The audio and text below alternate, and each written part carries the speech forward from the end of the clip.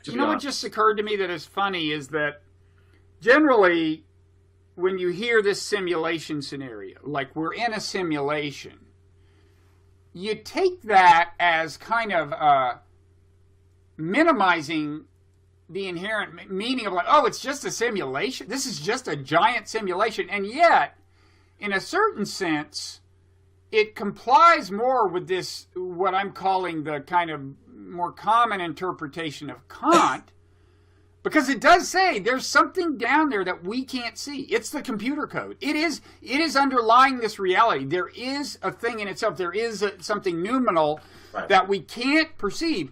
That, in the context of Kant, is an assertion that's taken to be less in the way, to do less in the way of minimizing reality, right? That's taken as being more compatible with the view that there's some deep meaning in reality, whereas Hume is taken to be less so, and the simulation is taken to be least so of all. And yet what I'm saying is the simulation, that there's arguing that the simulation scenario posits something deep that we cannot apprehend, if nothing else. I mean, not to mention the fact that there's presumably in some sense a purpose. I guess there's some reason they started the simulation, but anyway.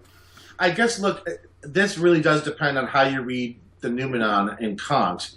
I'm inclined to read it in I'm trying to qualify every characterization I make of Kant that way. I'm talking about the one characterization. And I guess I personally, and then maybe this may be because of my training, I think it also has to do with my background, being Jewish, and we've talked about this. I don't find there must be the thing underneath very compelling.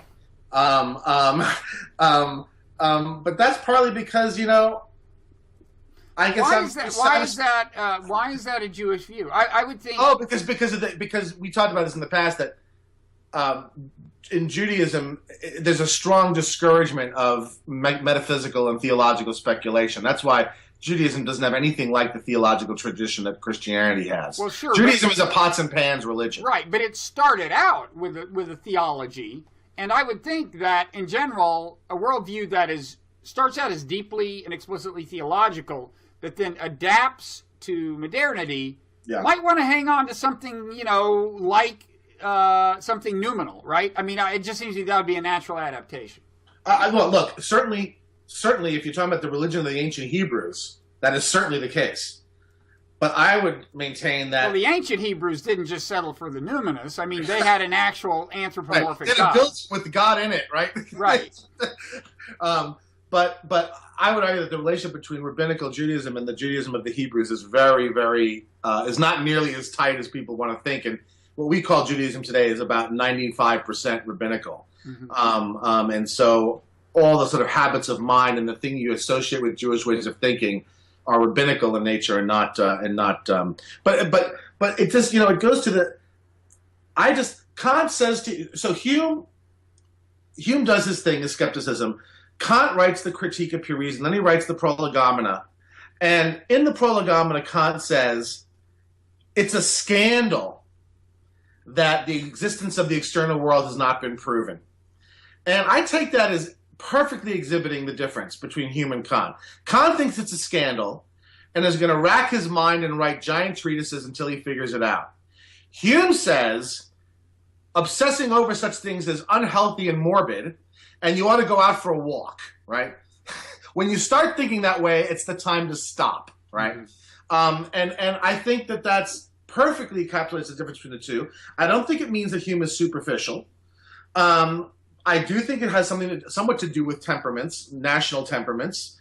It's not an accident that a lot of the Scottish philosophers have this sort of attitude, and a lot of the German ones have Kant's sort of attitude. They write gigantic operas.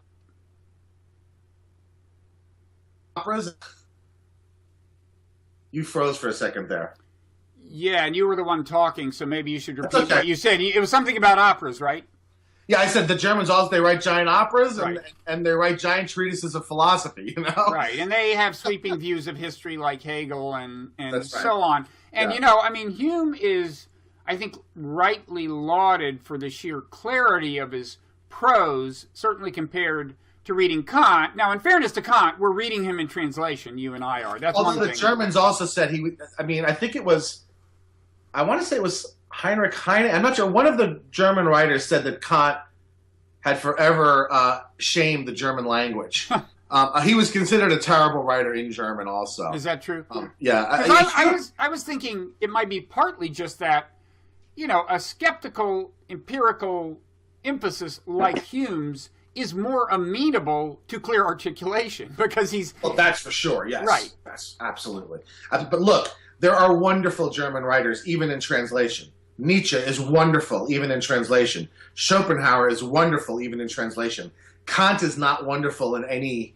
I mean, it's just Kant and Hegel both are just horrible, horrible writers. And part of it is because of all this invented terminology that's just, never really very well explained. And never. You're right, though, to say about Hume, and I want to say this for the audience. A layperson can pick up Hume and read it. Mm-hmm. You really can. I mean, it's slightly archaic in its feel. It's old, it's centuries ago. But it's super long sentences, lots of commas, but still. Yeah. When I send you links, Bob, I'm going to send you links to some nice online editions of the Humean works, because there's really some very nice ones that are very good and nice interfaces, and I think even with annotation notes in the margins and stuff, and so people can check him out if they want. Okay, good.